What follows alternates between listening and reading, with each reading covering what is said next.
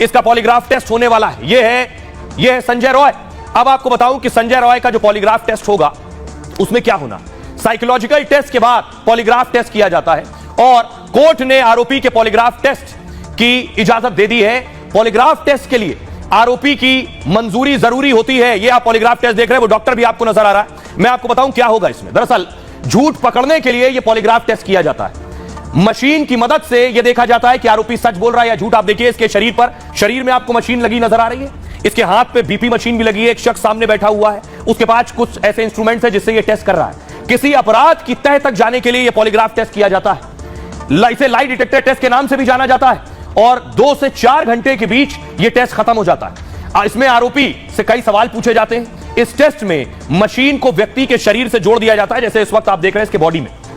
इसकी heart rate, blood pressure, दिमाग के सिग्नल को देखा जाता है। झूठ बोलने पर दिमाग से एक सिग्नल P300 निकलता है और झूठ बोलने पर हार्ट रेट और ब्लड प्रेशर बढ़ने लगता है अचानक, जो कंप्यूटर पर जांच टीम के सामने दिखता भी है।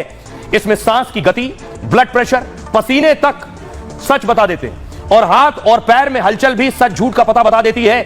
आपको बताऊं यह है पॉलीग्राफ टेस्ट जो इस शख्स का होना है। लेकिन मैं अब आपको बताऊं कि आखिर इसका सिर्फ पॉलीग्राफ टेस्ट नहीं होना है, इसका नार्को टेस्ट भी होना है। नार्को टेस्ट पॉलीग्राफ टेस्ट के बाद होगा। इस नार्को से क्या पता चलेगा? आपको याद होगा श्रद्धा का मर्डर करने वाले आफ्ताब का भी नार्को टेस्ट हुआ था। ऐसे होगा नार्को टेस्ट। दरअसल इसके बाद रेप आरोपी संजय रॉय का नार्को भी हो सकता है। सीबीआई को इसके लिए भी कोर्ट से अनुमति लेनी होगी। दरअसल शातिर अपराधियों से नार्को के जरिए सच उगलवाया जाता है और इसमें आरोपी के शरीर में कुछ दवाएं दी जाती हैं। इस दवा से आरोपी को अचेत अवस्था में ले जाया जाता है।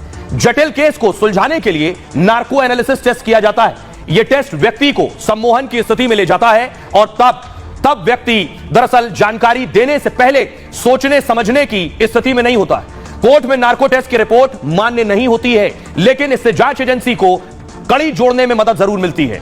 तो साइकोलॉजिकल टेस्ट के बाद इसका पॉलीग्राफ टेस्ट और पॉलीग्राफ टेस्ट के बाद नार्को टेस्ट। नार्को टेस्ट से पहले व्यक्ति का फिटनेस टेस्ट भी किया जाता है। इसका टेस्ट होगा जिसमें लंग्स टेस्ट, हार्ट टेस्ट सहित दूसरे टेस्ट भी किए जाते हैं। इसमें दवा की डोज आरोपी के वजन पर निर्भर करती है।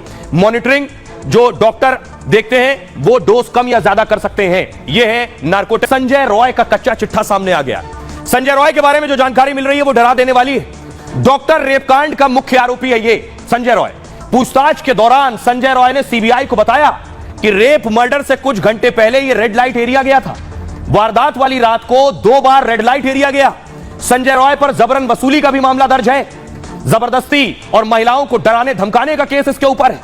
महिला चिकित्सक के साथ अनुचित व्यवहार का आरोप इस पर है। 2022 में अपनी गर्भवती पत्नी पर इसने हमला किया था। संजय रॉय की 4 शादियां हुई, लेकिन सभी शादी असफल रहीं। उसकी 3 पत्नियां दुर्व्यवहार के कारण छोड़कर चली गई।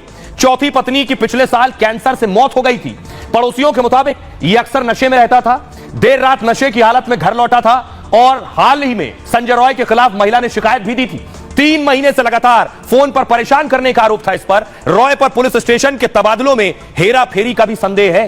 पिछले कुछ साल से वरिष्ठ पुलिस कर्मियों के साथ इसके रिश्ते रहे। कोलकाता पुलिस कल्याण बोर्ड में इसका ट्रांसफर हुआ। इसके बाद आरजीकर अस्पताल में पुलिस चौकी में इसे शामिल किया गया। रॉय अक्सर अस्पताल की पुलिस चौकी पर होता था, जिससे वो सभी विभागों यानी अस्पताल के सभी विभागों में आसानी से घुस जाया करता था। यह है इसकी हकीकत। यह है प्रिंसिपल पर भी सुई घूमी हुई है सीबीआई की। प्रिंसिपल को फिर बुलाकर पूछताछ की गई है। चौथी बार कॉलेज के पूर्व प्रिंसिपल को बुलाया गया और पूछताछ हुई है। अगली तस्वीर देखिए जरा। इस तरह की भी खबरें हैं और आरोप लग रहा है कि यह है वो मेडिकल कॉलेज जिसका नाम है आरजी कर। इस मेडिकल कॉलेज में क्या सेक्स रैकेट भी चल रहा था? क्योंकि कहा जा रहा है कि पीड़िता के साथ जो रेप और हत्या हुई, कई और संदिग्ध मौतें इस अस्पताल में हो चुकी हैं। क्या जिनकी मौतें हुई वो भी पहले से कुछ जानते थे? क्या ये अस्पताल इतना रहस्यमयी है, इसमें इतनी चीजें चल रही थी? आइए मैं आपको बताऊं, क्या सेक्स रैकेट का भी एंगल है हत्या के पीछे? इस तरह की भी बातें सामने आ रही हैं। डॉक्टर रेप मर्डर के बाद कोलकाता कॉलेज भी इस वक्त सवालों के घेरे में। आपको बताऊं, अस्पताल में सेक्स ड्रग रैकेट चलने का दावा किया जा रहा है। 3 डॉक्टर सहित 4 लोगों पर सेक्स ड्रग रैकेट चलाने का आरोप है। सीबीआई ने अब तक इस केस में करीब 20 लोगों से पूछताछ की। दावा यह है कि कई लोगों ने सेक्स ड्रग रैकेट की जानकारी दी है। मेडिकल कॉलेज में चल रहे सेक्स रैकेट की जानकारी सबको थी। विरोध का अंजाम पता होता, यही वजह है कि सबकी जुबान सिली हुई थी। अस्पताल में इससे पहले भी संदिग्ध मौतें हुई हैं, लेकिन दोनों को ही सुसाइड केस बताकर रफा दफा कर दिया गया। Trainee doctor rape murder case को भी पहले सुसाइड बताया गया था, आपको याद होगा। 25 अगस्त 2001 में मेडिकल छात्र सौमित्र विश्वास का शव मिला। कॉलेज हॉस्टल में फांसी के फंदे से लटकता हुआ शव मिला था सौमित्र का, इसी कॉलेज में। सौमित्र के परिवार को हत्या का शक था, लेकिन कॉलेज मैनेजमेंट ने सुसाइड का मामला बताया है। कोर्ट के आदेश पर मामले की जांच शुरू की गई थी, लेकिन 24 साल बाद भी विश्वास के केस की गुत्थी सुलझी नहीं। परिवार के मुताबिक विश्वास को अवैध गतिविधियों की जानकारी मिल गई थी। एक और मेडिकल छात्र छठी मंजिल से कूद गया, गिरकर मौत हो गई। पॉलमी शाह की मौत को भी सुसाइड का केस बताया गया था, हालांकि कोई सुसाइड नोट नहीं मिला था। एक नीट टॉपर अंजन सिन्हा की भी अस्पताल में मौत हुई थी। परिवार के मुताबिक संदीप घोष की वजह से उसने खुदकुशी की थी। अंजन सिन्हा को किसी इवेंट में शामिल होने पर रोक लगा दी गई थी, उसे कई बार फेल कर दिया गया, कई बार सस्पेंड कर दिया गया।